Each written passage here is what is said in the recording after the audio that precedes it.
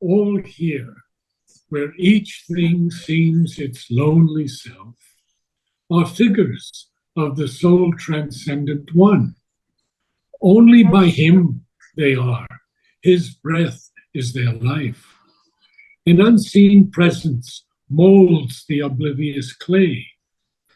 A playmate in the mighty mother's game, one came upon the dubious whirling globe to hide from her pursuit in force and form. A secret spirit in the unconscious sleep, a shapeless energy, a voiceless word. He was here before the elements could emerge, before there was light of mind or life could breathe. We start there? Yeah. Okay. So, what he is saying here, slowly he is going to now, he has told us before that first of all, when you go to the Brahmic consciousness, you seem to be completely uninvolved with the world. You are completely outside the world and you are in a very quiet, calm, detached mood. So, it seems as though the divine doesn't care for the physical world. Then later on, you understand that there is a guidance behind all these things. So, there is a guidance, and then you start realizing that the divine is guiding you through all these difficulties. Now, what we are going to describe in this, what we are going to read today, is the relation between Purusha and Prakriti. Yeah, Purusha and Prakriti, spirit and matter. Okay, matter seems to be the opposite of the spirit in every way, but actually, spirit is there hiding in matter. That's what he is going to bring out. Okay, so I'll read each sentence and then we'll discuss it. Each line even. All here, where each thing seems its lonely self. Now, what does he mean by that?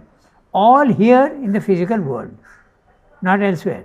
All here in the physical world, where each thing seems its lonely self, it's a way of saying that you see difference, you see multiplicity, and you think that they exist by themselves, that they are real. Okay? I am seeing the computer, it is something by itself. I am seeing my book, it is something by itself. So, lonely self, what it means is that you see separateness. That's what it means. Now, when you are seeing separateness and not the connectedness, you are in ignorance. You are in ignorance. You are seeing the separate things and you are thinking that they are real. Neither are they real, nor are they really separate. They are all connected. Okay? So that's what he's saying. He's saying that although all these things seem to be separate, there is the transcendent one. The divine is there behind these limited forms. That's what he's saying. Are figures, all here where each thing is a lonely self, are figures of the soul transcendent one. The soul transcendent one is the Purusha or the Ishvara consciousness, the one who is the supreme.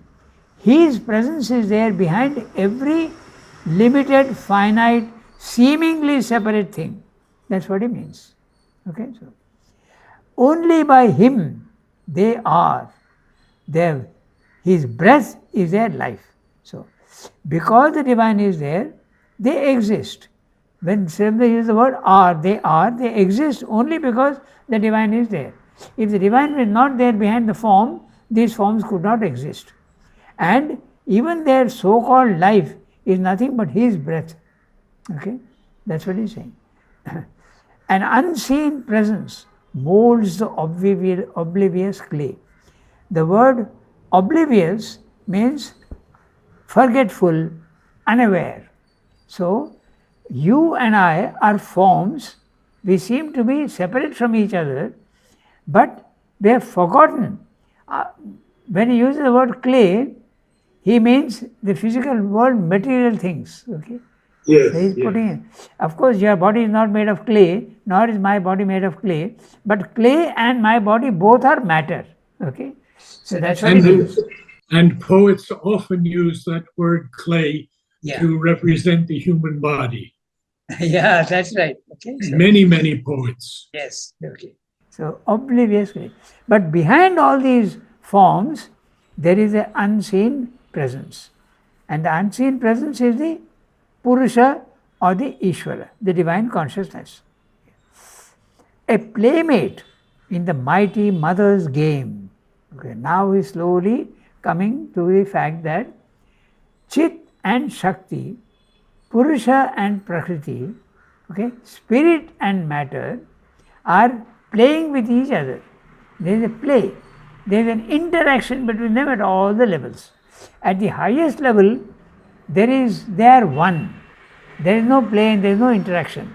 But the principle of one becoming the many in the physical world, they separate themselves. And Shakti seems to be separate and consciousness seems to be separate. So now we are slowly building on that theme. Okay, in the next 2-3 pages is all about the relationship between Purusha and Prakriti. Purusha and Prakriti, the Divine Mother and the Supreme Lord. You can think of it in so many ways. They are all equivalent terms. Purusha is the Lord, Prakriti is the Divine Mother. But she is the Divine Mother only at the highest level. At the lower level, the Divine Mother becomes apparently unconscious and mechanical, and that is nature. So, at the lower level it is nature, at the higher level is the Divine Mother. Okay? So a playmate, and they are playing with each other. Okay? There are beautiful passages where this play is described. Okay? A playmate in the mighty mother's game, one came upon the dubious whirling globe. Dubious again, unsure, uncertain, doubtful. Okay? Who is the one? Pardon? One came. Okay. The one, that is the divine, the Ishvara himself. He is coming down. But the interesting part is that when he is coming down at the highest level, he is one. But when he has come down here, he becomes multiple. Narad is the one, I am the one, everybody else is the one who has come down here and seeming to be separate. That's why lonely self. Okay. It's the divine himself who sort of divides himself into many souls. The one divine soul is the Purusha or the Ishvara or the Supreme Lord, and he breaks himself up into small souls, and each one is trying to go back to where he came from. That's a game. That's a game that is being played. Leela. Okay, so he is the Supreme Lord is playing this game with the mother. Okay, so one came upon this dubious whirling globe to hide from her pursuit in force and form. Now, the word force and form are characteristics of matter. Okay? In matter, there is form. In the highest level of consciousness, there is no form. And there is no force also. The force is not in action. Okay? Force exists, but it is inactive. So that's why force and form. In the physical world, force and form. In the higher worlds, no force and no form. Okay. But what is to hide from her pursuit? Yeah, that's right. That's the thing. There's a game. So nature and the Supreme Lord are playing a game. Each one is pursuing the other. Okay. At this level, yeah. At the level 1 of our ignorance, okay, he is hiding from her. He is hiding from her. Nature is actually evolving and trying to go back upwards to that main relation which is there between them at the highest level. But that's why there is evolution. You can interpret evolution as nature trying to find Purusha. You can say that. But he is hiding. He is not allowing her pursuit. He is hiding himself in matter. But when you go to the spiritual level of consciousness, the second one, spirit becomes obvious and Prakriti becomes mechanical, and they are separated each other. Okay? So that's what he whole the whole section now with 2-3 pages will be only description of the two playing with each other, sometimes agreeing, sometimes not agreeing. This way he is. So, to hide from a pursuit in force and form. Force and form in matter. So, he is hiding in force and form, which is nature, and he is not allowing her to discover himself. Okay, so a secret spirit in the inconscient sleep. There you are. The secret spirit is the Ishvara, the Lord, and he is hiding in the inconscience. He is sleeping. He has made himself invisible. Okay, and what is this inconscient? It's a shapeless energy, a voiceless word. Now that's interesting. Again, there are oxymorons. A voiceless word. Word which is alive, consciousness, but it is without expression. In other words, it is hiding. A word, when it is voiceless, is not manifesting itself. So that's what it means. That the divine is hiding in matter. That's what it means. He was here before the elements could emerge. So who is the he? The spirit, the Purusha, or the Ishvara. He was here before the elements could emerge. Now the elements you can interpret in two ways. You can say either the physical elements, or you can also interpret it as psychological elements. So if it is spiritual, then the elements are ether, air, fire, water, earth. So before ether, air, fire, water, earth were created, he was already there. The divine is the one who is creating all these things. And if you think of the scientific elements, all the which are not alloys. An element is one which is not an alloy. So gold, silver, oxygen, hydrogen, okay, everything, all these different things, these are the elements. So Savitri uses the word elements in that sense, in both the senses. He was here before creation took place. That's what he means. Okay? Before there was light of mind or life could breathe. So before light of mind or life could breathe, he means before life came or before mind came, he was already there in matter. That's what he means. So we'll carry on. Yeah. Accomplice of her cosmic huge pretense, his semblances he turns to real shapes, and makes the symbol equal with the truth. He gives to his timeless thoughts a form in time. He is the substance, he the self of things. She has forged from him her works of skill and might. She wraps him in the magic of her moods and makes of his myriad truths her countless dreams. The master of being has come down to her, an immortal child born in the fugitive years, in objects wrought, in the persons she conceives, dreaming she chases her idea of him, and catches here a look and there a jest.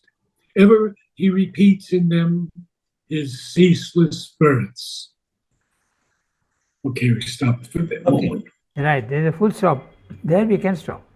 So now, very clearly now he is talking of Purusha and Prakriti, consciousness and force, Ishvara and the Divine Mother, okay, Chit and Shakti, if you want.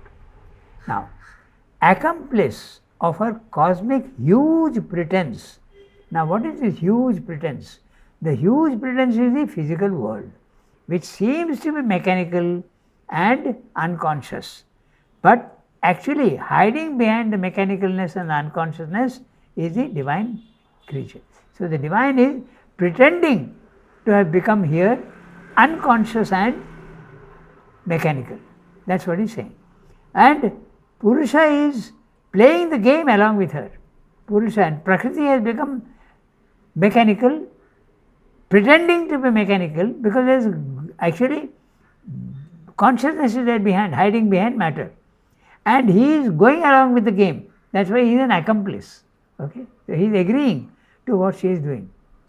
The Divine Mother, fully conscious at the highest level, has decided to plunge into the opposite of herself and becomes matter.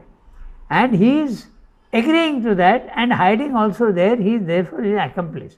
Usually the word accomplice is used in a sense for crime. Okay, so when you are doing something wrong, okay, so then you are helping the criminal. So since it's a huge pretense, it can be seen as something, in a sense, criminal. Okay, so and the Purusha is agreeing with that and going ahead. He is hiding, okay, and pretending. He is seconding, supporting the pretense.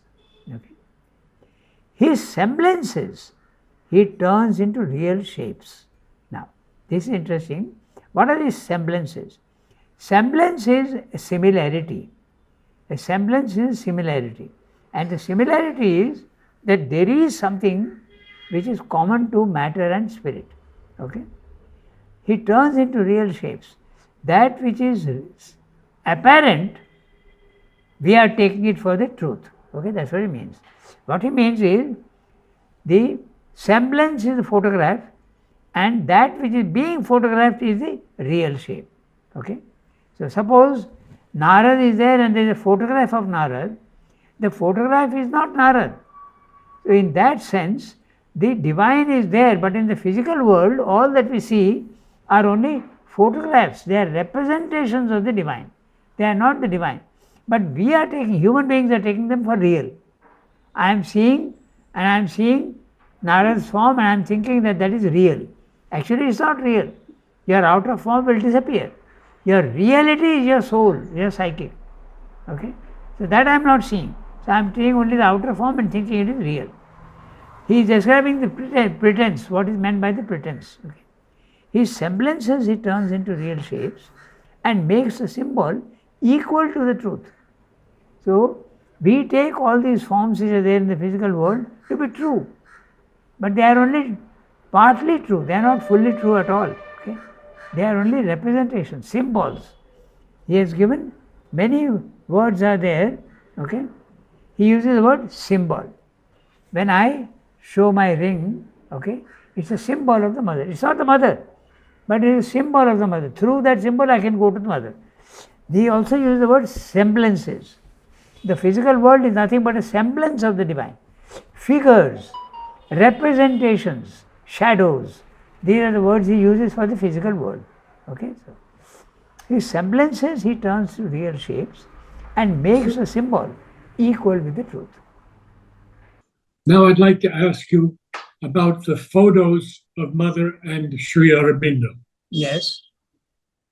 Are they symbols? Their bodies are symbols. They're what? Bodies. Their outer personality. That's a symbol. That's a symbol. So the photograph of Mother that I'm looking at. Yes. Mother is the divine mother, but in the physical world she has taken on this, she is taken on pretending to be what she is physically. In that sense. Okay? Of course, you have to be very careful about the words because it's poetry. Okay?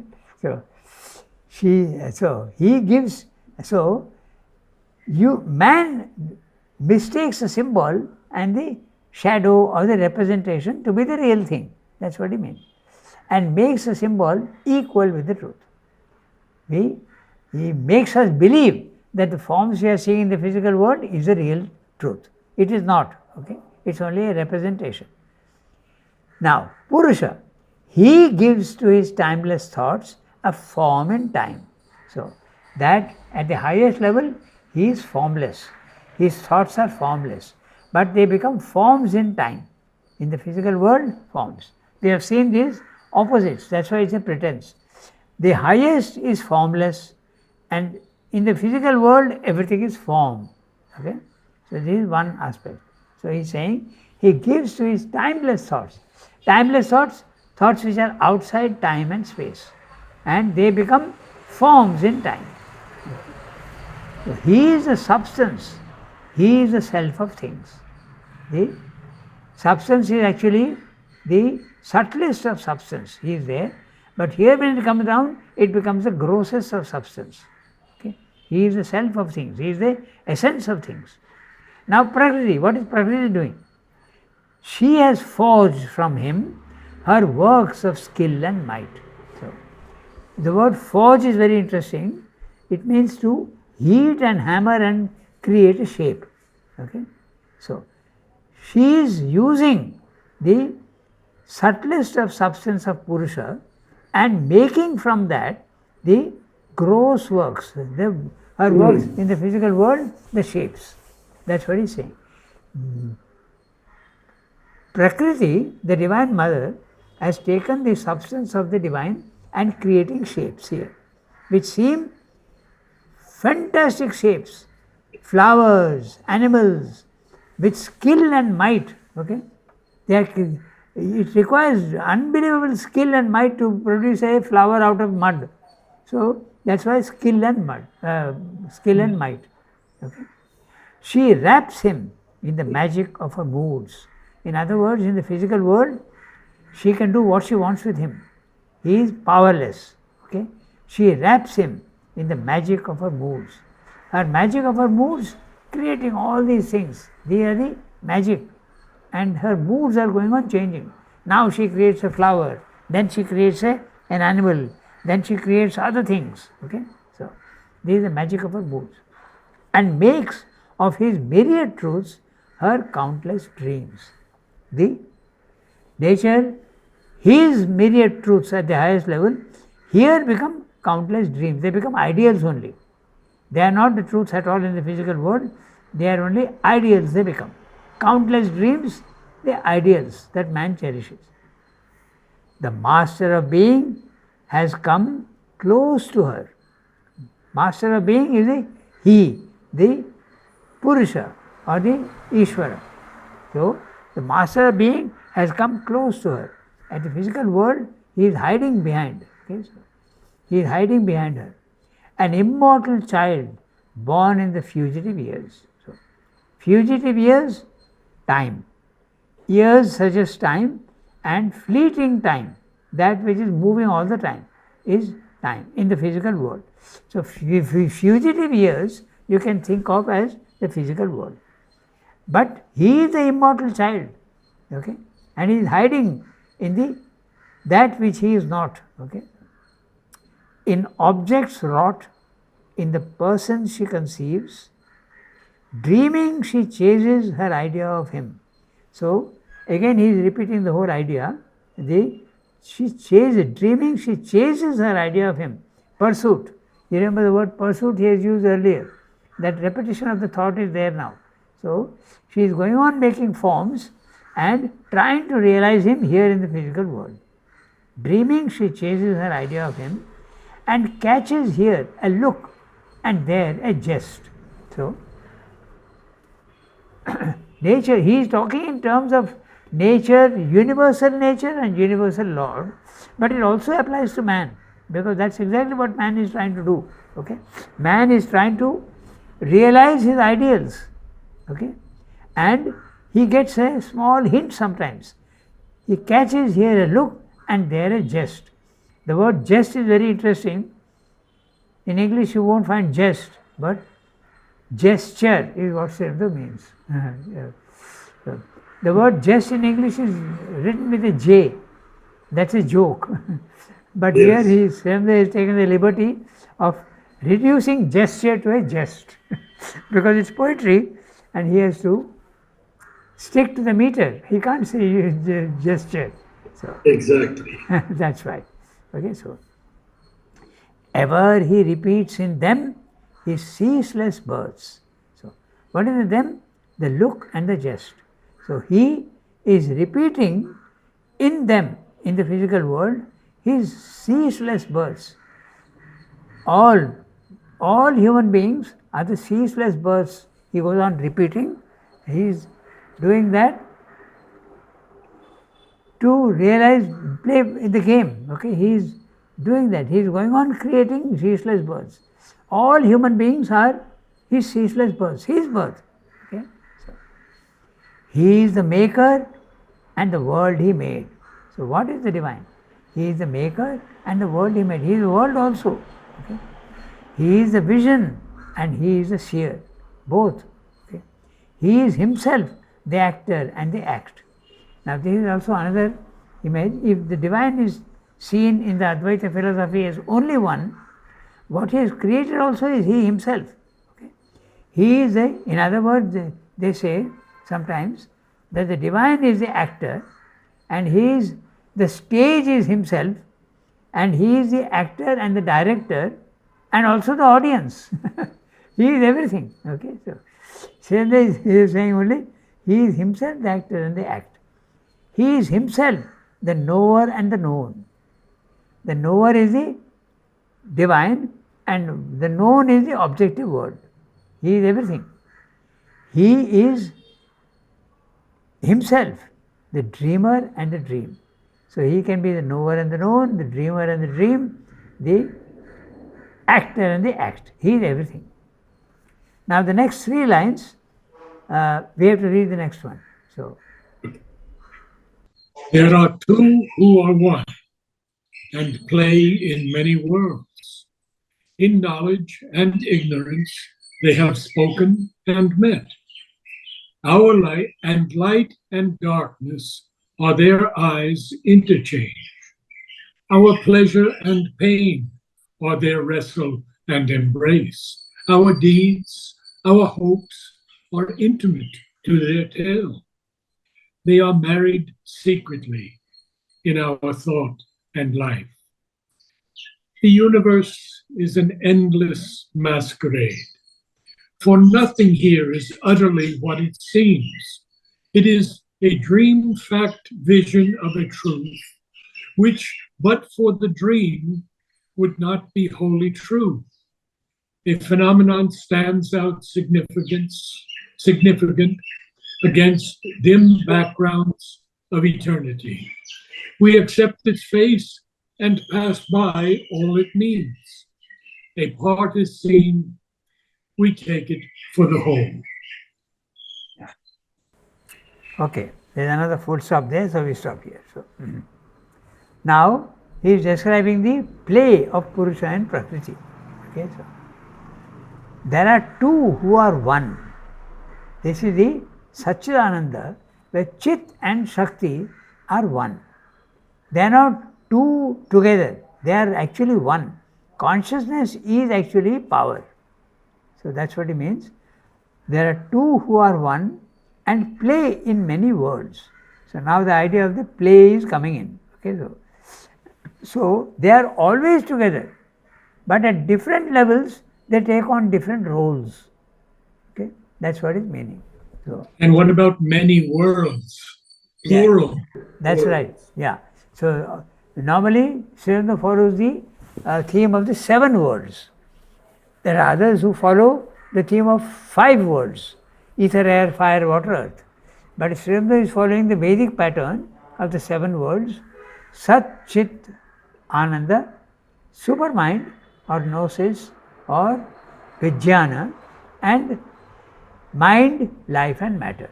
These are the 7 planes. So these are the worlds. And they are always there together in all the worlds, but in different proportions. Sometimes the Supreme is dominant, sometimes the Divine Mother is dominant. So this is the play that they are having with each other. There are two who are one and play in many worlds.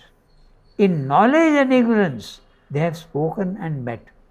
In knowledge is at the highest level, Purusha and Prakriti, or this Lord and his and the Divine Mother, they are there together in knowledge. But in ignorance at the lower level, Mother is absolutely prominent. She is the mechanical nature and he is hiding inside her. Okay?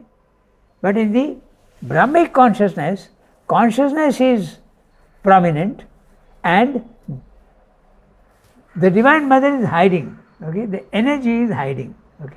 So these are the play that he is talking. At the highest level, they are one, they are together. At the lower levels, sometimes Purusha is dominating, and in the lowest level, sometimes Mother is dominating. This is the play that they are having. Okay? And beautiful line, next one. In light and darkness are their eyes interchange. So light is the divine element, and darkness is the so-called unconscious nature, but actually it is only so-called. There is a darkness. So they are going on exchanging their eyes interchange. Beautiful description of how they are playing with each other. It's like two lovers who are hiding from each other and discovering each other and playing with each other. Okay, so in knowledge and ignorance they have spoken and met. In light and darkness are their eyes interchange. Our pleasure and pain are their wrestle and embrace. So what is a pleasure for us, they are embracing. It's very pleasant. And what is pain for us, they are wrestling. They are opposed each other. Okay, so our deeds, our hopes are intimate to their tale.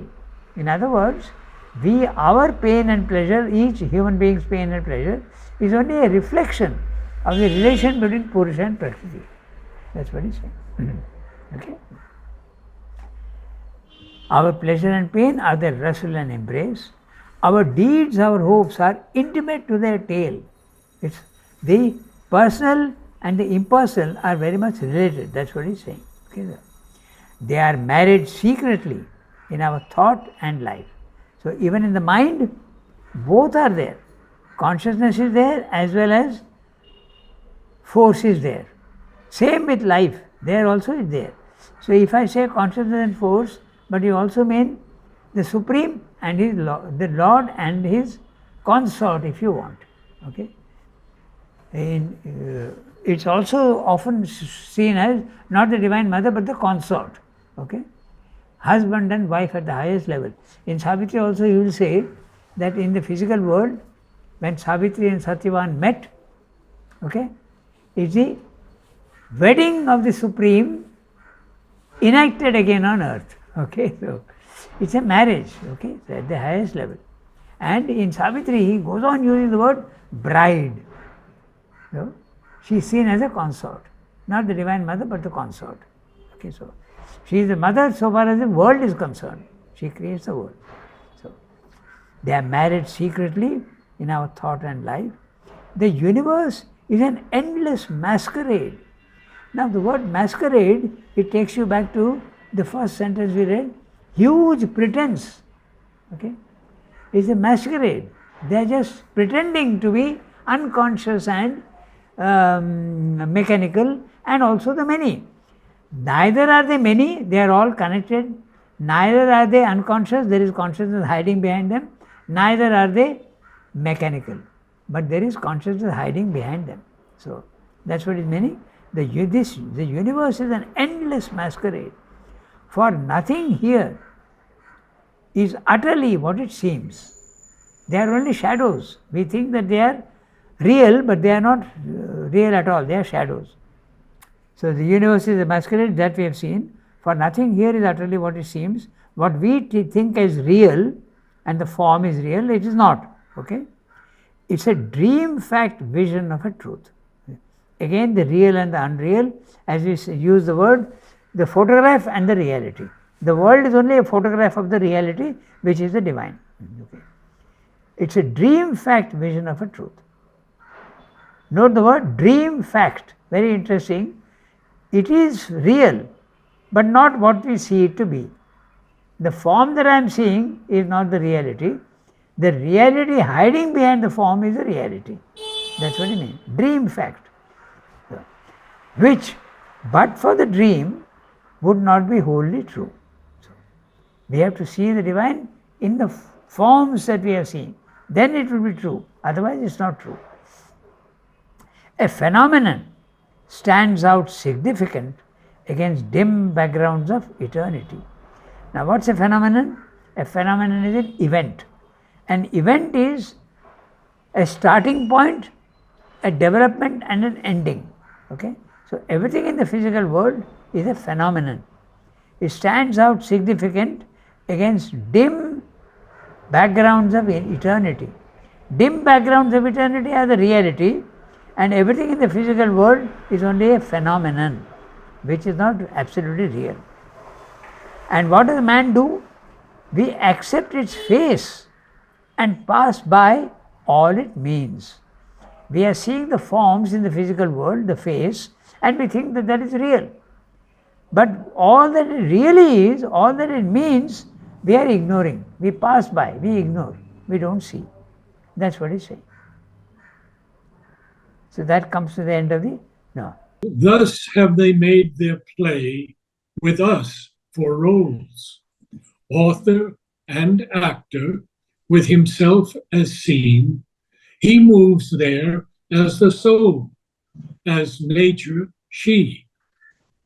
Here on earth, where we must fill our parts, we know not how shall run the drama's course.